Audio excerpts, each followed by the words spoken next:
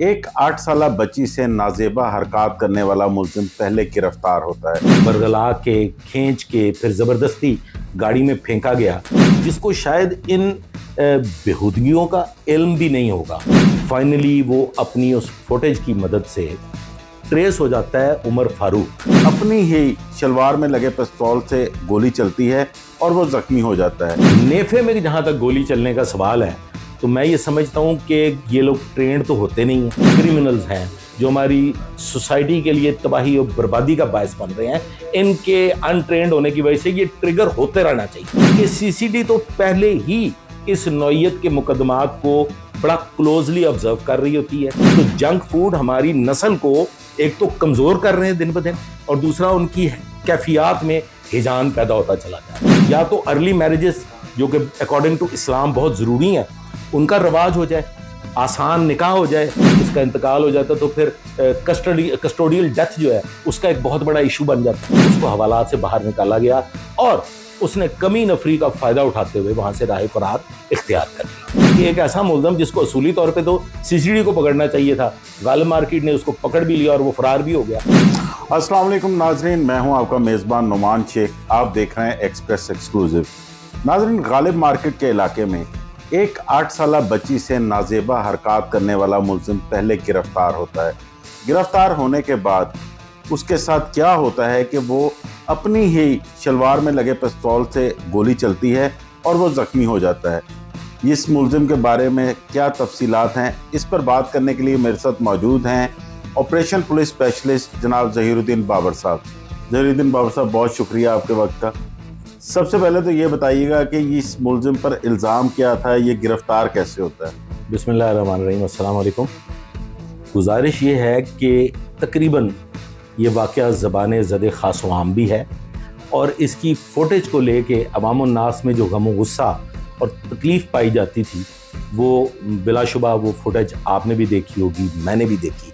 एक दफ़ा रूह कांपी कि किसी भी मासूम बच्ची को जिसकी उम्र 8 साल है, उसे किस अंदाज में बरगला के, खींच के, फिर ज़बरदस्ती गाड़ी में फेंका गया, और फिर उस मासूम कली जो कि अभी फूल भी नहीं बनी, जिसको शायद इन बेहूदगियों का इल्म भी नहीं होगा, उसको गाड़ी में ले जाके उसने बेहुदा हरकत करने की कोशिश की और उस पर क्या हैजानी कैफियत तारी थी।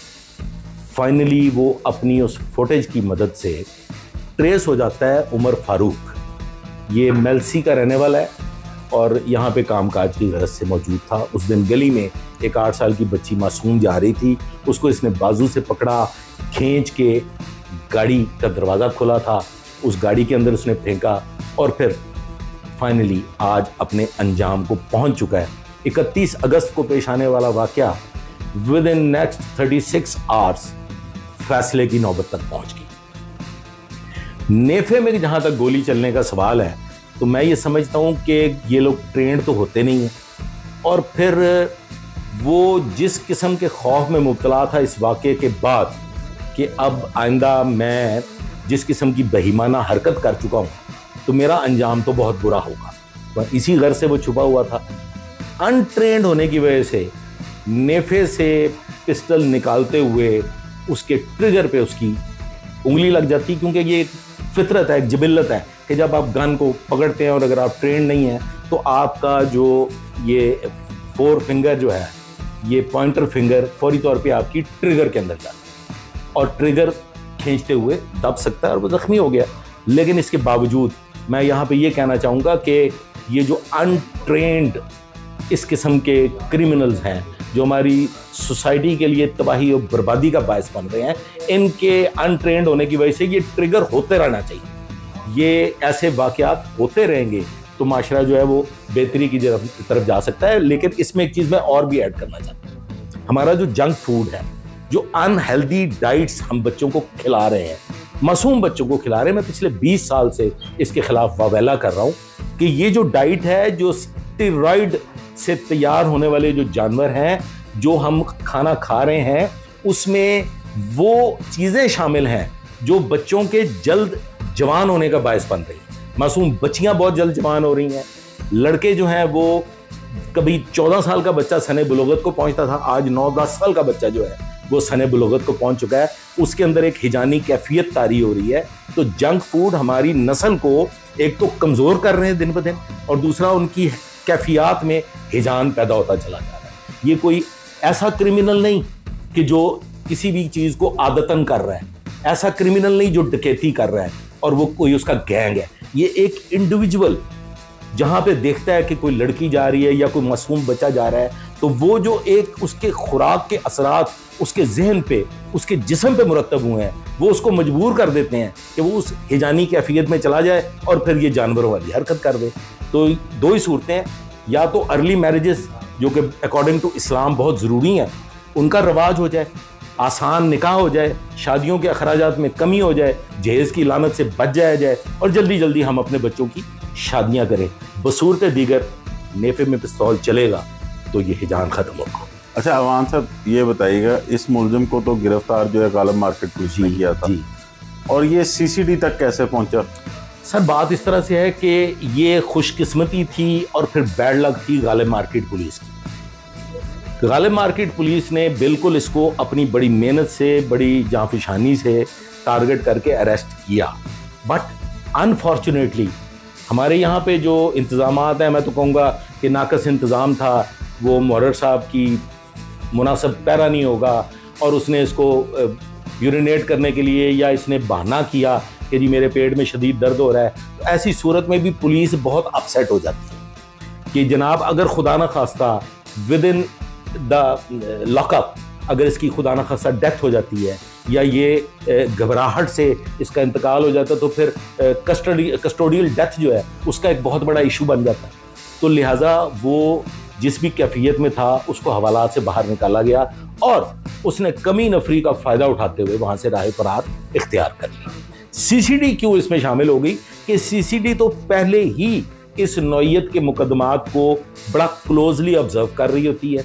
सीसीडी की एक स्पेशल टीम जो इस नौइयत के मुकदमात की निगरानी करती है, जिसमें ये रेपिस्ट हैं, ये बच्चों के साथ नाजेबा हरकत करने वाले, राह चलती लड़कियों को छेड़ने वाले, जो हिजानी कैफियत का शिकार लोग हैं, उनके लिए सीसीडी का एक बाकायदा विंग इनकी बिल्कुल निगरानी करता है। तो बिकॉज वो निगरानी कर रहे थे, फौरी तौर पर टीमें तश्कील दे दी।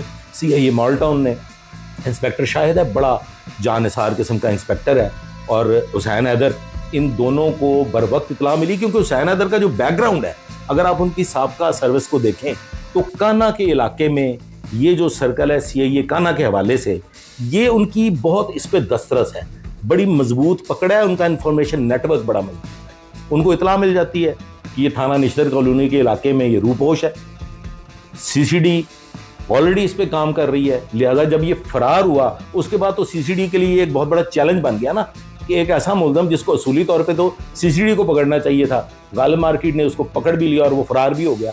तो ये बहुत बड़ा ब्लैक स्टिग्मा था पुलिस के लिए, जिसपे CIA मॉल टाउन ने बर वक्त कार्रवाई करते हुए अपने ज़मीनी मामलात हैं, अपनी जो ग्राउंड फोर्सेस इंफॉर्मेशन नेटवर्क है, उसको उन्होंने इस्तेमाल किया और फाइनली दे टच्ड हिम, और फिर वो अपने अंजाम को पहुंच गया। वो हॉस्पिटलाइज्ड है, ट्रीटमेंट हो रहा है उसका। अच्छा अवान साहब, देखिए जिस तरह CCD आई उसके बाद, बल्कि इससे पहले की एक पुलिस में टर्म यूज़ होती थी हाफ फ्राई, फुल फ्राई, तो इसको हम कह सकते हैं कि अब क्वार्टर फ्राई एक नया शुरू हो गया जो कि नेफे में ही पिस्तौल चल रहे हैं। देखिए सर, ये मैंने टर्म सुनी है सोशल मीडिया पे भी, और मीडिया पे भी चैनल्स पे ये बात हो रही है, क्वार्टर फ्राई।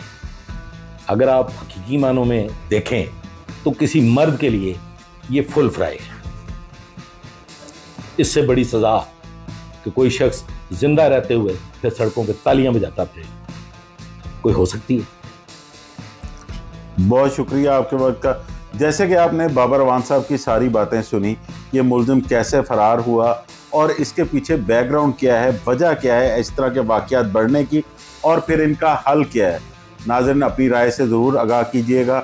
इजाज़त दीजिए, जल्द हाजिर होंगे एक नई कहानी के साथ।